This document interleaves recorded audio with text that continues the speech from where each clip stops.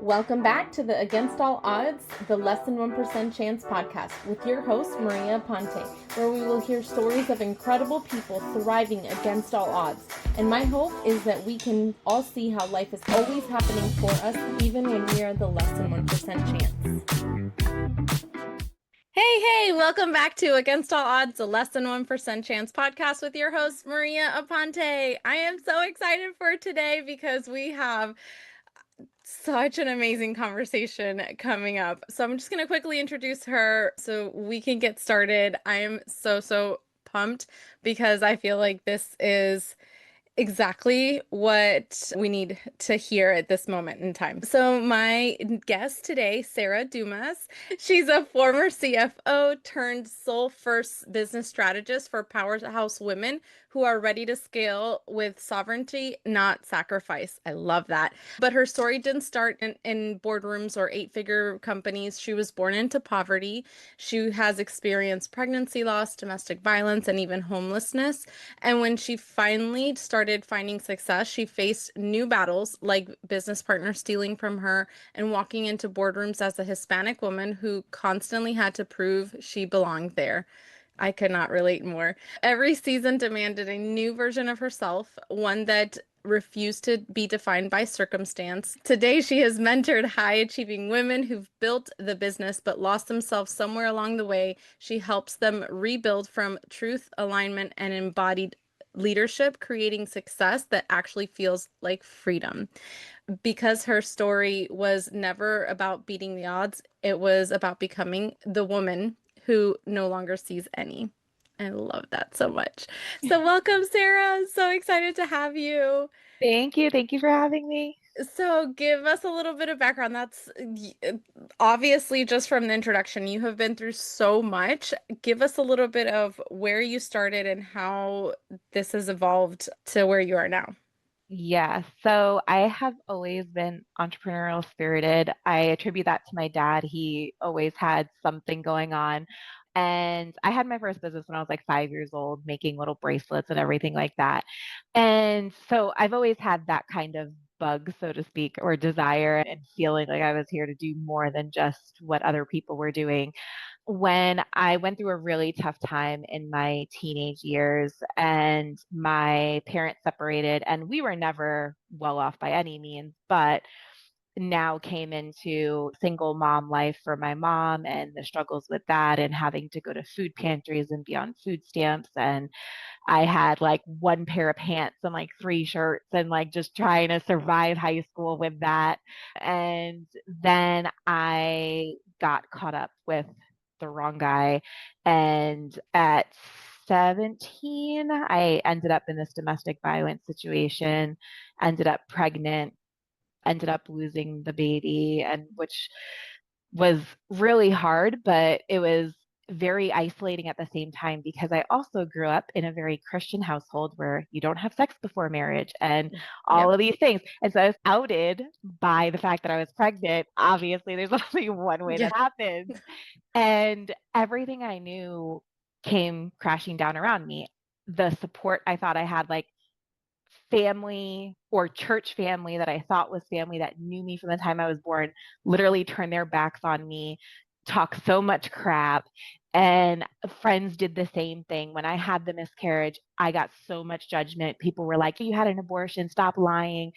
People told me my domestic violence situation that I was making it up for attention. Like it was just the most isolating thing ever, and yet the best thing that ever happened to me. Because before that happened, I was such a judgmental person. And it's like the shoe was on the other foot. And I was like, wow, this is what it feels Oh, like to be on the yeah. other side of it.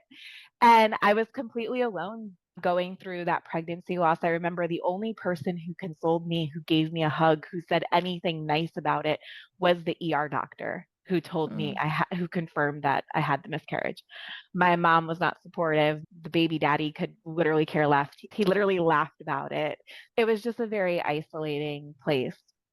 And I also found myself very angry.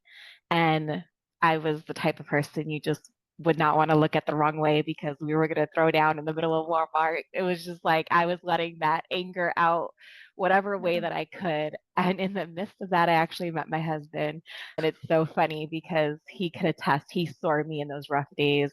When he saw that flip switch in me, sometimes he would just grab me and try to like pull me out of whatever the situation was that I was expressing my anger in. And he was my rock through that. And today I'm a very different person, but I think it's an important thing to highlight because it's that anger that we go through when there's nobody we can turn to and too poor for therapy. Like there was no resource, right? And at the same time, also something else with my childhood and teenagers is very interesting for me because this same story parallels very much with a money story. I grew up in poverty, like I said, but my mom's side of the family was very well off. And so, literally having to rely on food pantries at home, but then going to holidays and mansions. And it instilled in me one, I put six figures on a pedestal because I was like, oh my gosh, the minute I hit the magical one Yeah. and 5 zeros following that, like all of my problems are just magically going to disappear and it's going to solve everything and I'm never going to have to want like such a misconception of what six figures can actually create for you. Yep. But I put it on a pedestal, but at the same time, it always felt like money was for everybody else except me Mm. because it was all around me, but I couldn't have it. My mom couldn't have it. Literally, when we would ask for, like, hey, could we have some money because we can't afford groceries? The answer was, well, show me your bank statements. Let me see. Like, I remember my grandfather telling my mom, let me see how irresponsible you've been with your money. And these are people who they literally buy their cars in cash. They have multiple $1 million homes, not just one. There's no conception of, and they, to give them credit, my side of the family, I am a first generation immigrant on one side, second generation immigrant on the other. So did they come here with nothing and build that? Sure. But you should Yeah. know and be willing to help and not have this attitude of control and all of these things around it. So it was a very interesting place that I had to start from of like, I've got this drive, as I mentioned. I had my first business at 5 that didn't stop. I had businesses all throughout. Like high school, I was like hustling, selling candy out of my book bag. Me Like it was, too. yeah, yeah, yeah. Blow pops were like the Yes, thing. called me the blow pop girl, and that sounds so horrible. It's But like yes. That's so no, but funny. Oh my God, yes, I could totally couldn't. yeah, that's hilarious. So yeah, and my friends used to tell me, they're like, Sarah, you could sell water to a whale. You will sell ice to an Eskimo. If it's to be sold, you're a hustler. It's gonna Yeah. happen. So yes, but so in my 20s, as I started building and all of these things, it became very interesting because I got success very quickly, but then it felt like a roller coaster. All of these things would pop up that took the success, took the money somehow. So there was never really, it was like as soon as I felt like I could breathe, there was another gut punch, whether it was somebody stealing, we had some corrupt business partners that were doing all sorts of shady stuff, whether we had unexpected deaths in the family that just were like took us out of being able to focus on what we were doing, unexpected medical bills, you name it, we have experienced it. And I've been on food stamps more than once in my life Yep. and had really high success and then hit rock bottom and had to be right back on them. And so was a journey, and really in my 20s especially and a little bit into my early 30s I was living that life, and at the same time really hustling and prioritizing the money. But I had my daughter when I was 24, and so I was sacrificing my time with my kids. I felt I was that mom that felt like my kids were a burden. And one day it hit me as I think she was coming into like 5th grade. My husband and I always made a deal. I was a latchkey kid. I never wanted my kids to experience that because that's where everything started going wrong in my life. Too much Yeah. time freedom for a teenager is not good. And so I always said, I'm like, you know what? I will put them in daycare. I will miss their young years, but I have to be there when they're teenagers because I'm not letting that happen. And so me and my husband made a deal. We're like, come hell or high water, we're going to figure out a way for one of us to be home once she hits middle school. And I remember she was either finishing up fourth grade or going into fifth grade, but it was around that time that I was like, oh my goodness, I have 1 year and I'm nowhere near where I feel like we need to be for this to actually occur. Yeah. And we ended up, long story short, within that year, by the time she was in middle school, not just one of us were home, but both of us were home. And I was Wow. making more money in my business than I ever had. And it was one of those things of I realized you don't necessarily know how you're going to do it until you actually do it. And it's going to come this moment of looking back and being like, oh, in hindsight, what did I do? And the worst thing, your mind wants to reverse engineer it, but also the worst thing in that space is to go try to reverse engineer it Yeah. because that's why it didn't work in the first place. And so I really started just playing with that and being like, all right, how do I figure out how to maintain this money success? What was I doing when it was that roller coaster feeling? All of that. And I realized I was really in that space of chasing, proving, hustling, and all of that. Really, what I found for myself, and I think it's for a lot of us that come from that space where we've hit more than rock bottom and having to build ourselves back up, we hustle from a place of survival. And Yeah. when we're constantly just in that survival, I gotta survive, I gotta eat, I gotta like things are not going to work out the way that we really want it No, to. it's like fight or flight at its Yeah. finest. And Yeah. yeah, the energy that you give off is never of abundance, it's always of scarcity. And you're like, it just doesn't work that Yes, way. exactly. So that was my big aha. And I'm like, all right, I did it that way. I got that result. What's the opposite of that? Because my mind, I'm always like, I go from one extreme to the other. And just like playing with that and figuring what that was for me and what that looked like. And for me, that really looked like one of the practical things I did was with scaling my business, I brought it back to simplicity and I brought it back to really people say you have to understand your why. And I feel like that can just fall on deaf ears because it's so oversaid, but it's also so true. Like Yeah. really coming back to in your heart, in your gut, what do you feel you're here to do? And really trusting and leading with that passion, that purpose. And you don't have to have that be this crystal clear thing, but just knowing I'm here for impact. I'm here to help women. I'm here for helping them with getting over their trauma or with their business or whatever. It could be vague like that. It doesn't have to be the exact special secret sauce.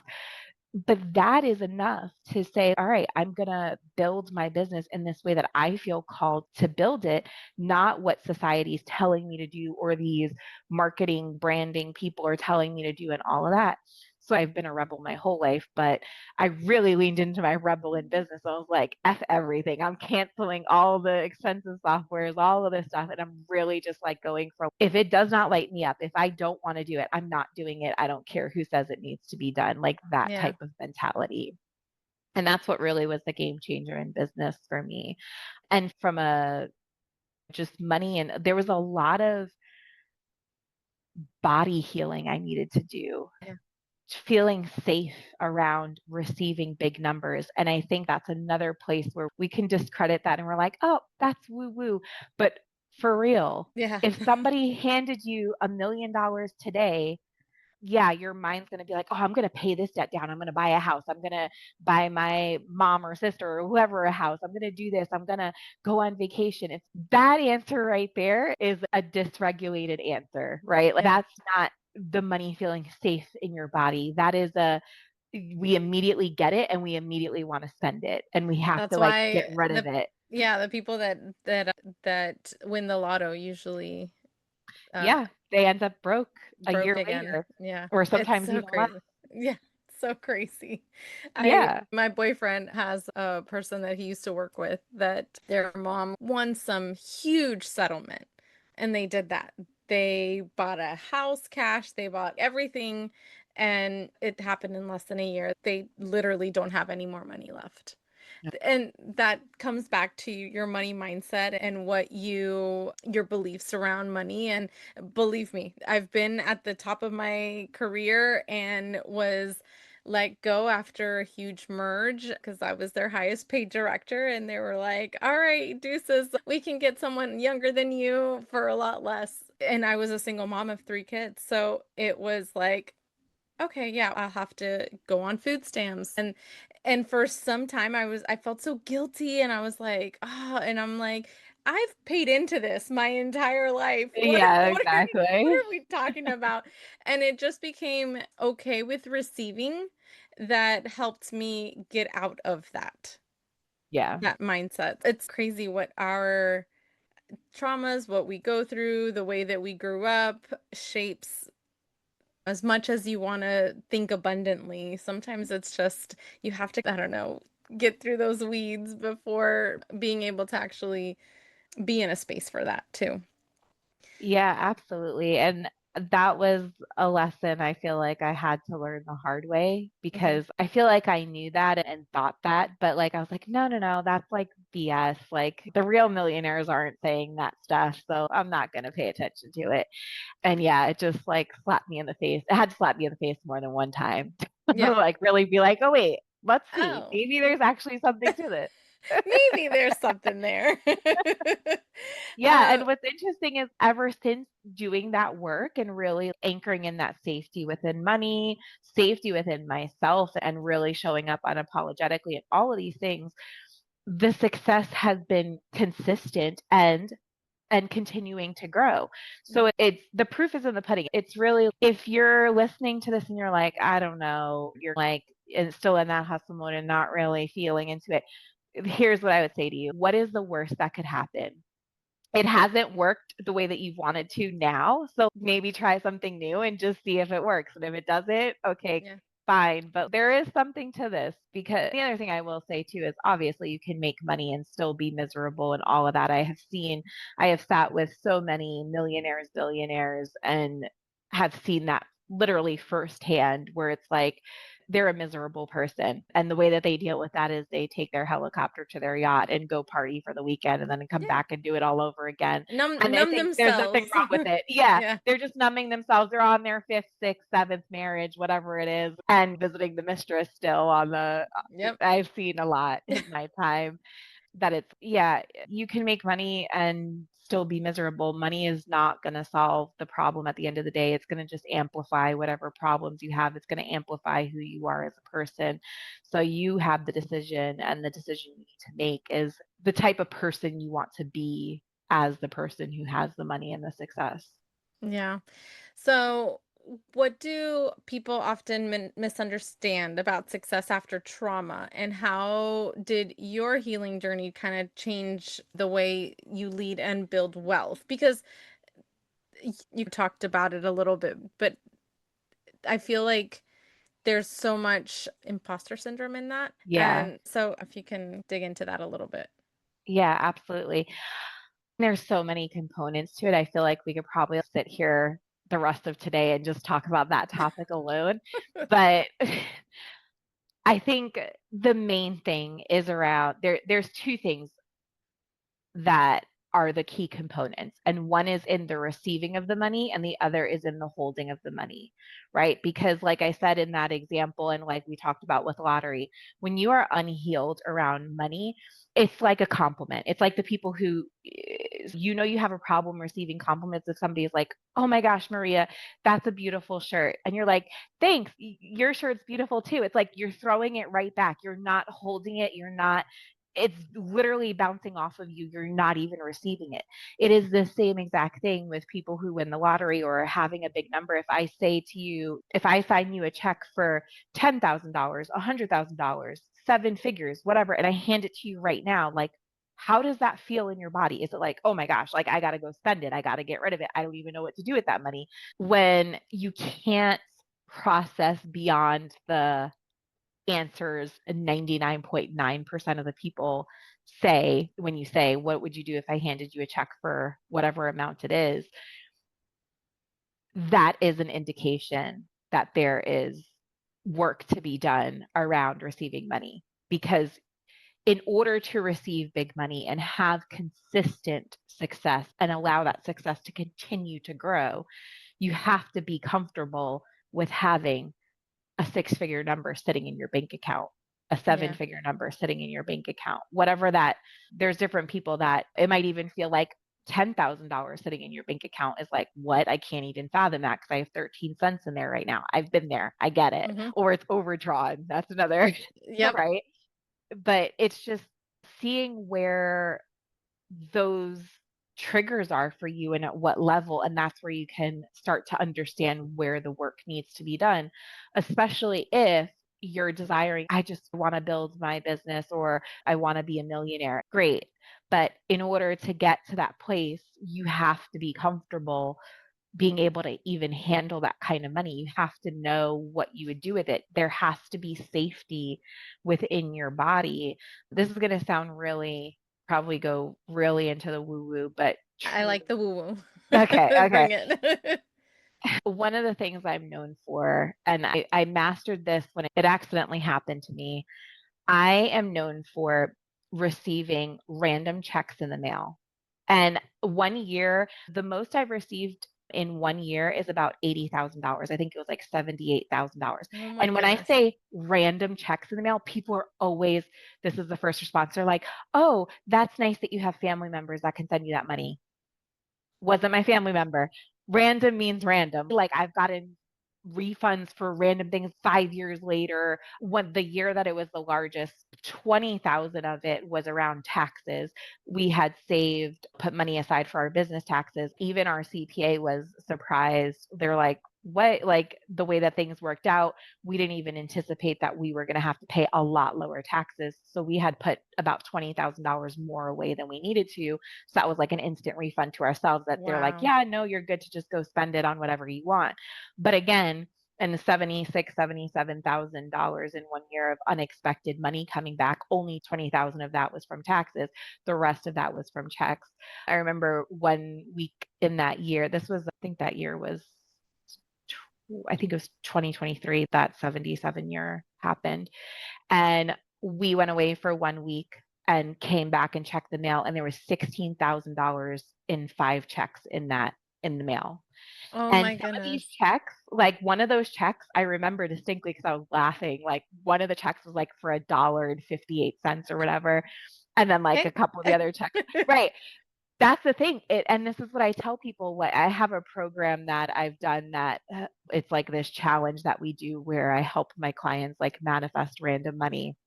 And I always say, I don't care if a check comes in for a penny, like celebrate that like it was Yeah. $1 million because I pick up like all of the pennies and the nickels that yeah, I find on the floor and I'm like, I'm abundant. yes, exactly. So Yeah. this actually, it's funny. This started for me back in, my daughter was like 2 at the time, so like about 13 years ago. And we were in a place where it was like we were dead broke. We were living paycheck to paycheck. I could not even, I think I had, I don't even know. I had like just a couple of dollars in the bank account. And I remember we were at a space where it was like, I needed new clothes. My husband needed new clothes. My daughter had outgrown her crib and really needed her toddler bed. And I'm like, I can't afford anything. And I remember this feeling. I was like, I just wish somebody would send us $1,000. If I could receive like $1,000 random check in the mail, that would be amazing right now. And like, I don't know why I started saying this. I just really felt it. And my husband was literally like, he's like, Sarah, you're crazy. Who is gonna, when have we ever received $1,000 in the mail? I was like, I don't know. I really wish $1,000 would just come in the mail right now. And it was about, I wish I had journaled it and wrote it down, but I know it was 3 to 5 days after I started feeling that way. I check the mail and there's this envelope that I almost shredded it because it looked like those envelopes that have like just a P.O. box return address, no name. And it's like, this is junk mail. But Yeah. like, I felt the envelope and I felt the card and I was like, like, let's see. I don't know. So I just ripped it open and it's a Visa gift card. And it is from just Visa and it says nothing about where it's from. I'm like, where the heck did this card come from? I have no idea. It looked like it was just sent from like the Visa website or whatever. And I'm like, oh, okay, this is weird. And like it's addressed to me. So I knew it was for me. It didn't go to the wrong address or anything. And I'm like, all right, it doesn't say anything about the dollar amount or anything that's on there. So I'm like, let me just call the number on the back. there's probably like, whatever, maybe this is one of those Like rewards, and it's $25. $25 reward, right? So my husband's at work and I'm home and I call this number and it's the automated system and it goes, your balance is $1,000. And I was Oh like, my God. what? And I hung up. I was like, nope, I put their card number in wrong. Cause you know how you have to like enter the Yep. card number and all that. I call back and I'm like, making sure I'm pushing those numbers correctly. Cause I'm like, there's no way. And it's like, your balance is $1,000. And I was like, and I called my husband and I'm like, you are I never think going I'm to gonna believe cry. this. That's so exciting. I know, girl. You would have thought I hit like the $50 million lottery. Like it was like everything, it felt like hitting six figures. All of my Yeah. problems disappeared with that $1,000. I was like, oh. So anyway, I called my husband and he was like, what? And I'm like, yeah. I was like, I called again and it said $1,000. I'm going to go to Walmart and see if hopefully it actually scans. It And like, works. I'm like, I don't know. Let's see. And he asked me a very important question. And he goes, how did you do that? Can you do it again? And I was like, and it like just, I was like, wait, I did something? What did I do? And he picked up on it because I was talking about it and all of a sudden it came into our life.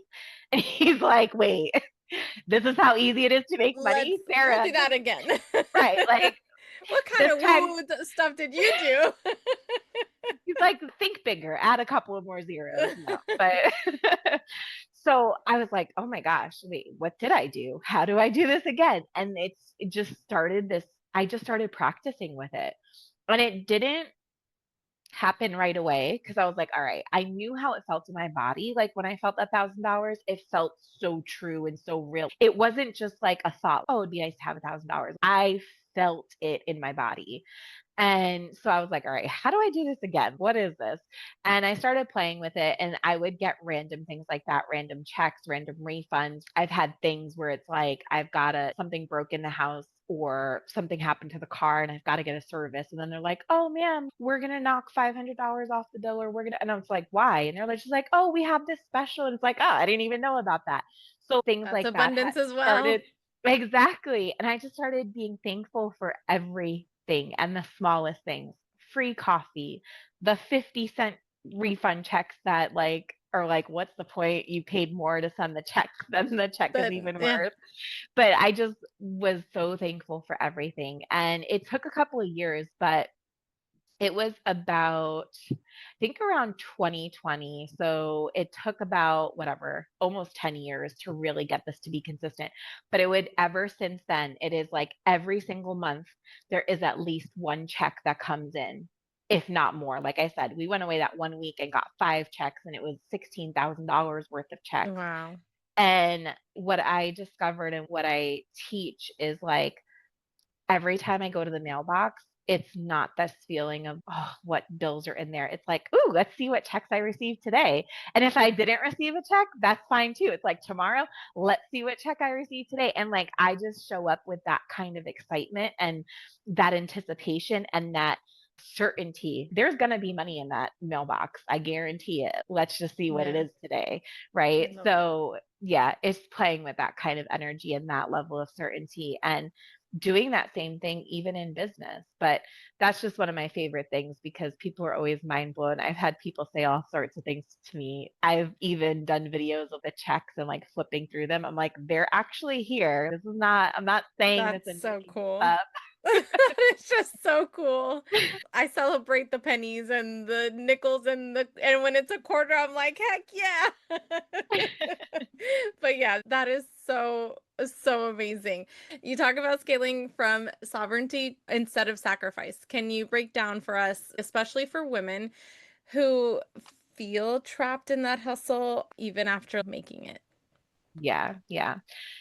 Yeah, this happens a lot. And I have people come to me all the time that they could be multiple six figures, even seven figures, even multiple seven figures. And they're in this place of wanting to burn it all down. And it really boils down to like at looking as you're building, as you're creating, even with your job. Like this can apply to all aspects. You don't have to have a business to do this, but get out paper and pen. That's always the best way to do this. And just start writing down, what is your dream life? What does it look like from and every detail? Not, I don't want to see, oh, I want to go on vacation 6 times a year. Whatever. That's great. And yes, that matters. But more importantly, what time do you want to wake up? How do you want to feel when you wake up? Are you going to a job? Are you going downstairs to your office? What does that look like? What are the hours you're starting your business or your work or whatever it is? What kind of day are you having? So one of the things that I did, I found that I was in this place of, my hours were dictated by my clients. Oh, you're going to pay me? Yeah, sure. We could do a call at 8 p.m. No problem. I'll ignore my kids to make money, right? That was the kind of Yeah. vibe. And now it's like, no, my business hours are 9 a.m. to 3 p.m. Monday through Friday. And I have certain hours that are set for certain days that I like do podcasts or do outreach. Other hours are, nope, those are my private client times. Those are my Telegram, getting back to my private client times. And what are your non-negotiables, right? Honestly, I typically never do anything on a Saturday, but this podcast spoke to me. So I was like, no, we're doing the podcast, right? So other people, Yeah. literally, I'm like, nope, Saturday is what you have available. I'm not interested. I'll Yeah. move on, right? So it's like, even just feeling into those smaller things might feel like minute details that don't really matter, but they make such a difference. Yeah. And then how you want to show up in your business, it's the same thing. How do you want to show up with your family? What are the hours that you're putting aside every day to be able to go spend intentional time with your family? That intentional piece was a really big thing for me, because oftentimes I'd be like, oh yeah, I'm spending time with my family, but I've got my laptop in front of me or I'm on my phone or whatever. I'm not actually there. Yeah. And for me, one of the things that works, because I also a mom, wife, business owner, and I have ADHD, so I have got to put everything is on my calendar. My calendar looks ridiculous Mine because too. it's like 9 a.m. start work, right? I have to tell myself, oh, I have usually time in the morning. It depends. Right now, I'm in a season where it feels really good to sleep in later and not get up as early. But what I used to do when I was getting up earlier and really helping to send my kids off to school, it'd be like, all right, I get up at 6:30, kids are out the door by 7. 7 to 8 is my sauna time. And that was on my calendar. And what am I doing right now? I'm not going to go distract myself and start cleaning or start going to do this. Yeah. I'm going to go do what I said I was going to do. And same thing in my business, and especially around those money making things that CEOs really need to be focusing on. I find a lot of times when clients are coming to me and they're really stressed out, it's because one, they're either overscheduled and not in a space of being scalable, and I'll explain what I mean in a minute. And the second is that they are doing things they really shouldn't be doing, that are actually not moving the needle, that are actually not making the Yeah. money. Everybody knows, where we've all been employees, you can sit in front of a computer for 8 hours and really get 1 hour of work done. Yep. Not that hard to do, right? We're Yep. conditioned to actually do that. Yep. So the We get opposite. distracted so much that Yeah. It's like, oh, somebody texted me. Let me go take a look at that before we know we're doom scrolling for 45 minutes. Mhm. So it's being aware of the things that are pulling your time away and that are not efficient, and bringing some more efficiency in. And when I do this, a lot of times I've had clients come to me that are working 16, even 20-hour days, and they start working 4 to 5 hours a day and double, triple, quadruple their revenue, because they're actually sitting down for those 3, 4 hours, 5 hours, whatever it is, and they're actually working for those 4 or 5 hours instead of sitting in front of their computer saying they're working. Meanwhile, they're doing all the other things. Yeah. One of my favorite examples of this is, I had a client that came to me, and when I say, I forget what I said earlier where I said I would come back to it, but basically, like, the over giving in your business. I had this client come to me. She was at about $300,000 a year. She had a full roster of clients, but they were all private clients. And she was working 12 hours a day. I think she was at like 4, maybe 5 days a week. And her thing was, her last relationship didn't work out because she couldn't spend time in that relationship. She was so focused on making money. She was now in this new relationship, newly engaged, and her fiance was complaining because he never got to spend time with her. And when he did get to spend time with her, he felt like she wasn't really there or whatever. It was a struggle. And she's like, I need help because I really want to get this to seven figures. And also this relationship is really important to me. What do I do? I'm Yeah. like, well, first of all, and it was funny too, because when she came to me, she was like, I want to scale this. And the first thing I said to her was like, you don't have a scalable model. The first thing we have to do, you've got too much complexity in here. We've got to start ripping things, not tearing them down or whatever, but we've got to start scaling things back. We got to and what we did with her, she only had private clients. She did not have any group programs. And it was a little challenging because she did a lot of sensitive work with her clients. So it was brainstorming and working together and also getting feedback from her clients of like, all right, if I did a group program, she helps people through different kinds of trauma. So it was like, that's not something you really want to share in a group setting necessarily, depending what level of healing you're at. And we were able to basically make a hybrid. They still got the private coaching aspect, but less than what it was before. But they felt more supportive because now they were more in a community setting. So Yeah. when she changed that, and also we changed pricing because what she was charging for private coaching, I'm like, that is super low for private coaching. That's actually your group program pricing. And then she was, for the people who wanted to continue that private support, she was able to offer them that next level. And that was at an investment that made sense because of her exchange for not her time exchange, but for the level of expert that she was. She needs to be compensated for that, Yeah. right? So, with all these changes and not losing any of her clients that she was concerned to lose and all of that, she was able to create seven figures in just 6 months of us working together, Wow. and also went from working those 12-hour days to only working 4 to 5 days a week. And I think she was even at only 3 days a week working those hours as well. So needless Oh to my say, gosh. fiance was extremely happy. He's like, thank you for your coaching. Exactly. So there's things like that where it's like she scaled out of, I mean, great heart. She didn't scale that chasing the money. She really did scale that chasing the passion, Yeah. but she got a point in her business where she was at a place where she boxed herself in. Well, yeah, of course we can scale, but you literally have no more time in the day to scale this model. We have to look at a whole different structure. So yeah, that's where the sovereignty and time freedom just from instead of from sacrifice.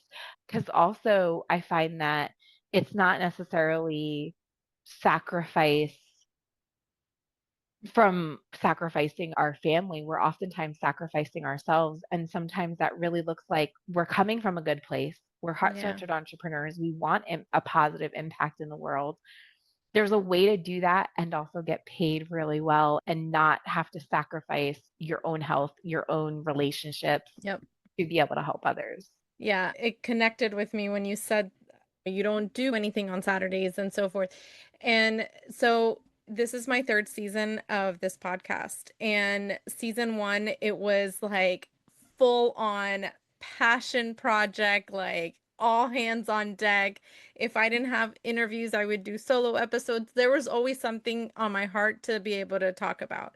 And then I remember it was record, edit, do all the things so that it would be up by that same week. And it takes a lot to Yeah. put together. And I was working from home at that time, and I had the flexibility to be able to do it.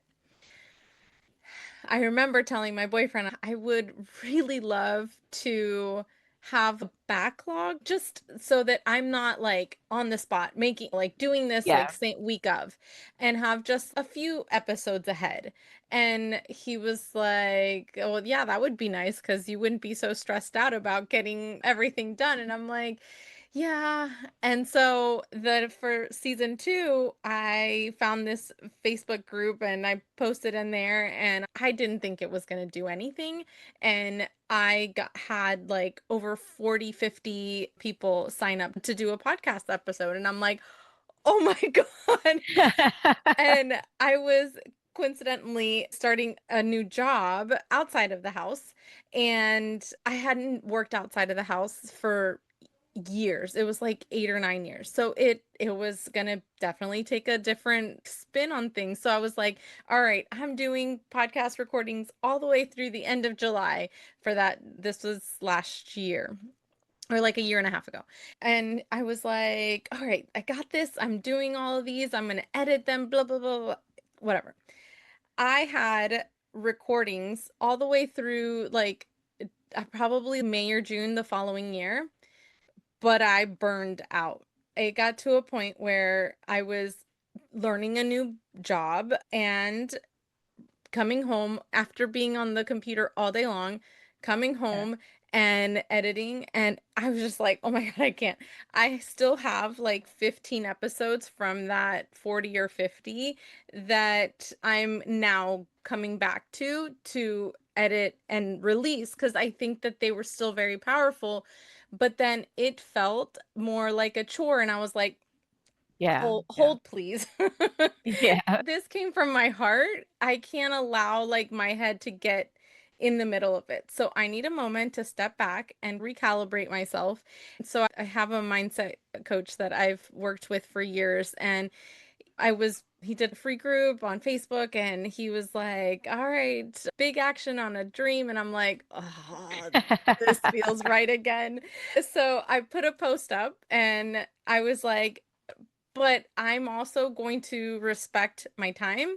I'm going to Yeah. respect that I now take every Thursday night after work, I go hang out with my mom because after my dad died, she needs still have to have that contact. And so I go spend time with her Thursday nights. So I was like, all right, I'm going to only have recordings on Tuesday nights because then that gives me time. And then on Saturdays for a few hours. And if it fills up, great. If it doesn't, it's all good. I still have this catalog of Yeah. episodes open and it have every Tuesday and every Saturday booked. And I'm like, oh, okay. This feels right again. It feels good. You'll probably be my third or fourth episode for the new season. And I'm excited again and it feels good again. And I also respected my time. It was not taking a ton of my time. I still have a job that I truly feel very passionate about. And so it just fit in a better place where I was physically, mentally, emotionally, and spiritually. Like it just connected in the right moment that I'm like, this feels good again. It doesn't feel like I'm leading with my head rather than my heart. So Yeah. That's awesome. as you were saying that, I was like, oh, yeah, that feels like what I'm doing now, even with the podcast. Just Yeah. when I'm honoring my time and giving myself the space to truly continue to do what I love and what I feel passionate about, and also respect the time that I have with my family and all of that. So I felt very aligned when you said that. Awesome. So you've built multiple 6 and 7 figure businesses. What's one habit, belief, or maybe shift that took you from surviving to thriving as a CEO and mother and wife and so forth? Yeah. So one, I would say two things, but one is more that big thing between our ears is the biggest challenge. And again, I feel like a lot of the things we're talking about, everybody says this, but it's so true. And I think that people overlook it way too much because it's so oversaid, which is unfortunate. But your mindset really, really, really matters and is going to be the driving force for your healing with money and all of that comes with it and trauma and all of that. And so that's the number one thing from that perspective. But it really was from a little bit more practical, still on the woo woo side though, perspective. It was giving myself permission to be unapologetically me, including what I actually wanted, and to allow myself to be present with my family, and that somebody may DM me for a payment link, like, they can wait. It doesn't Yeah. have to be answered in 30 seconds. And if I can answer it that quickly, fine, but it doesn't have to be, right? I oftentimes sit with my phone facing down and it on silent. I do have my smartwatch, which isn't always the best thing, Yeah. but sometimes I got to take that off too because I just need to be completely disconnected because I am the type of person, if I get a notification, I want to get it off my screen. So Oh it's my like, let me gosh. just respond. You and I, Sarah, are so alike. It's not even funny. Yes, I was always that person, like, when I I worked with hate companies, notifications. answering emails at 11 PM, 1 o'clock in the morning while I'm laying in bed scrolling. If a notification comes, I'm just gonna answer it. I had to do a lot of work around it's okay to not answer the email until the Yeah. morning. But yeah, I think that being present is the biggest gift that you can give yourself and your family. And so just giving yourself permission to do that. For me, that it has not, because of all of the things I went through. I used to say this more often than I really do now. And I remember telling my husband, I don't know how to be a mom. There was no example for me. Like, my dad was the example in my life. My mom was unavailable for various different reasons. When my parents were together, she was very involved in the church and all that, great, but not available for me. And then when my dad left, her mental state, she was in and out of psych ward and all that, again, unavailable. When it came to parenting, I'm like, I don't know how to do this. The only way that I know how to do this is to distract myself and like numb and work, because my dad was there and he was the present one, but also he was working all the time. Yeah. So yeah, so it was really like, what, coming from this place of what did I want as a kid, and especially with my kids getting older. My daughter is now 15, she's in high school, all the thing. My favorite thing is that she comes home and it's like, oh, what's the high school tea today? And I'm Yeah. actually there and present and listening. And if you have a teenager, you probably know they're going to call Yep. you out if you're not. She's like, Mom, you're not even listening to me, you're looking at your phone. Very much so. She only had to tell me that a key couple of times where I was like, okay. And I had to ask myself, like, is that the memory that I want to have? Is that the memory I want to give her? Yeah. Or do I want to choose something different? And in the same token, it was the same thing where a few years ago, my husband and I were both coaches. So makes it a little bit more complicated. But we both made the decision that we're going to have a family first business. The family events go on our calendar first. And sometimes that's not always the easiest thing because schools like to send you the information 3 days beforehand. Yep. Drives me nuts. I know. Like, you guys knew about this in the beginning of the year. Can we just get the whole thing? But anyway, as much as we can, it's like the kids' sporting events, all of these things, like they go on the calendar first. They're what matter. We make sure we're being present when we're there so we're not missing out. Because the last thing that I wanted to do, and I think that this is what really hit me when my daughter was getting into that middle school age, is I'm like, wow, I only have 3 more years until she's gone. And I always tell my kids they could stay here as long as they want. Hmm. But theoretically, I have Yeah. 3 more years Until you until have she's that. 18. Yeah. So is it going to come the day where she's graduating high school? I almost said college. Well, I guess that too, but graduating high school and I'm like, oh, I wish I did this. I wish I did that. I wish I was more present. I wish I went to the events. I wish. Yeah. So just thinking about that. And again, coming back to what I was saying earlier, taking that paper to pen when you're thinking about all of these things, like when your kids turn 18, when you're on your deathbed, when you're whatever, what are the things that you're going to either be in that state and say, oh, I'm so thankful I decided to do this, or what is going to be your biggest regret where you're like, I wish I did more of this, Yeah. and really leading from that place to create the life that you want so that you can put these changes into place, and also giving yourself grace. You might have 10 things on that list you want to change, doesn't mean you're going to be able to change them tomorrow, but at least the trajectory of where you want to go and what you desire to change in your time. So Yeah. I love that. Yeah. One of my biggest things, and I had amazing parents, but very Hispanic, very Catholic, very, we don't talk about anything here kind of scenario. And that was actually what I needed when I was growing up. I needed to be able to feel like I trusted them enough to go to them when I was dealing with really difficult things in my teenage years, and I wasn't able to, and that led to a slew of different issues. I was 18 with cervical cancer, 19 again, then it kept spiraling from there. And so one of the biggest things that I wanted to make sure that I was for my kids was someone that they could always come and talk to. And I never hid anything. I was always very honest with my story, with what I went through, why I was so open. Obviously, always for their little ears, depending on their age level, but I was always super open with everything that I was going through so that they could see that they had the permission to do the same. And my son came out to me at, I think he was like 12, and he was like, "Mom, I don't know if I like girls. I really like boys." And I was like, "Awesome. I love you. I already knew that, but okay. I love you anyways. You always have a supporter in me, and I will always go to bat for you." So when you say write down what you want, that was what I wanted to be, that kind of parent. Did I do everything perfect? Nope, absolutely not. I will be the first to say, "Hey, sorry, that was my bad." I reacted with emotion rather than taking a deep breath and like reacting the way that I needed to. I always want to teach them there's no such thing as perfection, because that's the lowest standard you can have for yourself. And there's no thing that they can ever not come to me with. And are they like the perfect kids? Absolutely not. They drive me crazy. My oldest is 21, my son is 20, and my youngest daughter is 17.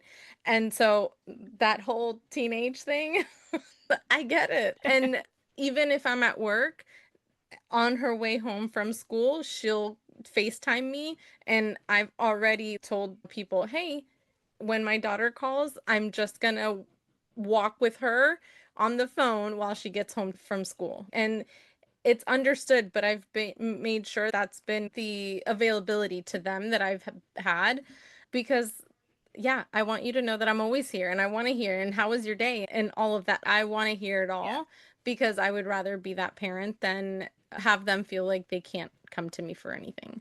So Yeah. I totally feel that so much. So for the women listening who feel disconnected from business or her power or her purpose, what would you say to her right now? I would say it anchors back into what I was saying earlier, like really giving yourself permission to show up, right? I remember one of the things I carried for a long time was this too muchness. I've always was made to feel like the problem.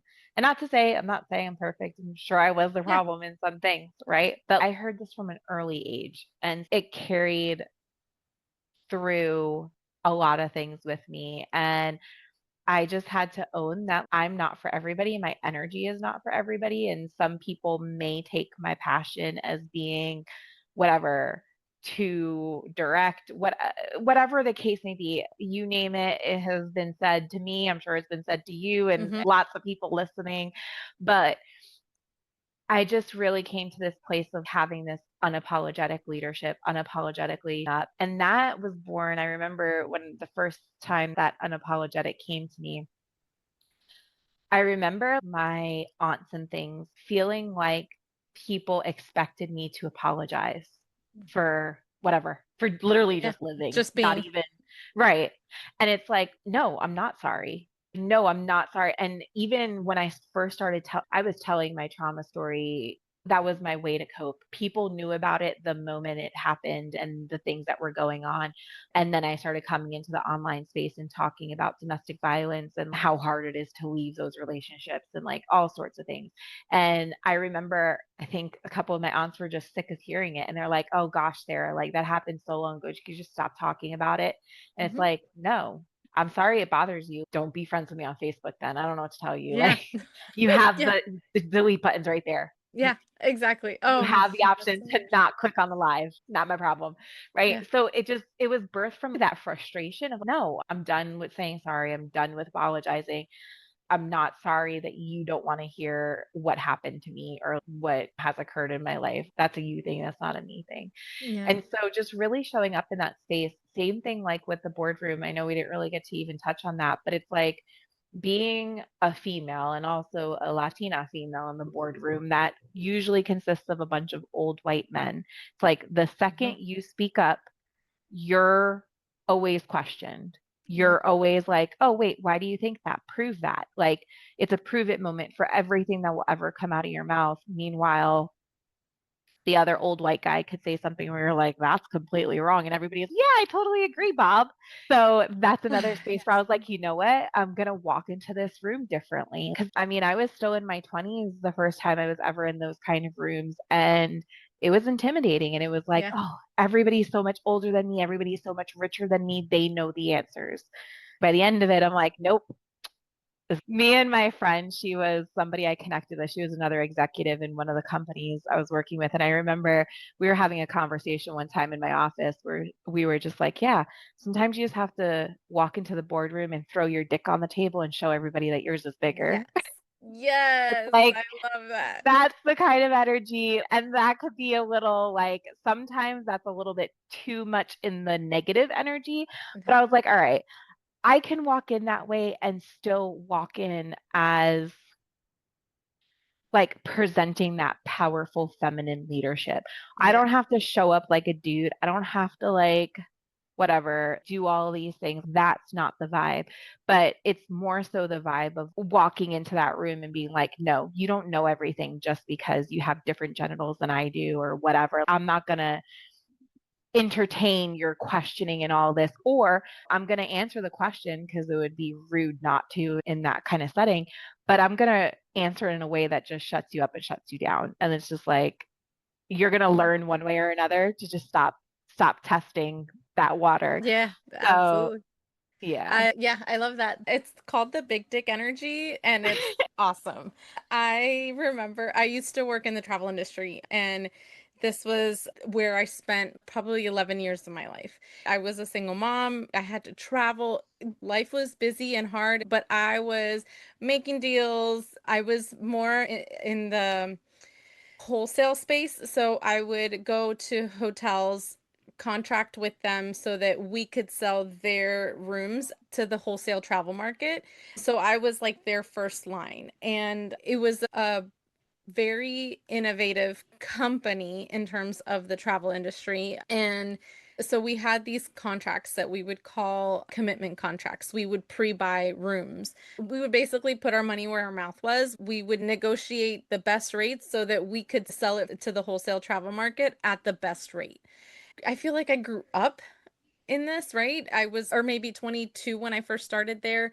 So I was super young, but I started and got to know the industry. And what I was in charge of was South Florida. I'm Puerto Rican. The Latina is all up in me. And so I made the best relationships with the clients that I dealt with. And I remember one of he was like vice president at the time or something like that. He would hear me on the phones the weeks that I was in the office not traveling.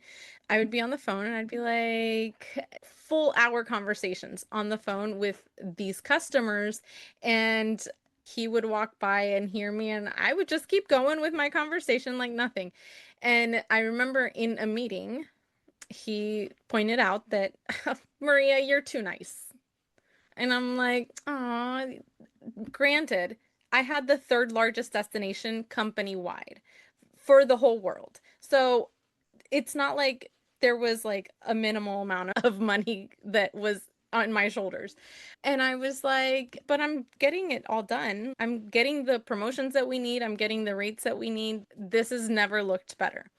And he's like, nah, you're too nice. His destination was New York City. So I remember that I was just like, well, that's fine. You come on a business trip with me. How about that? And he's like, yeah, I'll do that. And we have some contracts to negotiate. And I'm like, great. Awesome.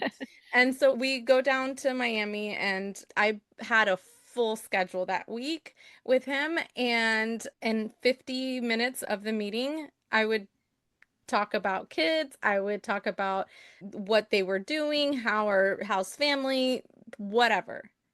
The last 10 minutes, I said, okay, this is what I need. And I've already done all the research. This is why I need it. This is the countries that are coming to your hotel. This is what I need. And he was dumbfounded, came back in the same kind of meeting, and he was like, nobody's got better relationships here than Maria. And I'm like, oh, okay. Now Yeah. I have clients that still years later, it's been I think since 2017 that I haven't worked there, years later still tell me, oh my gosh, it's never been the same. Oh, And so it like tracks with the going in there completely being underestimated. I know what I'm doing and I'm doing it right because I'm getting the results. So yeah. what are we doing? I was like in charge of $44 million for that company.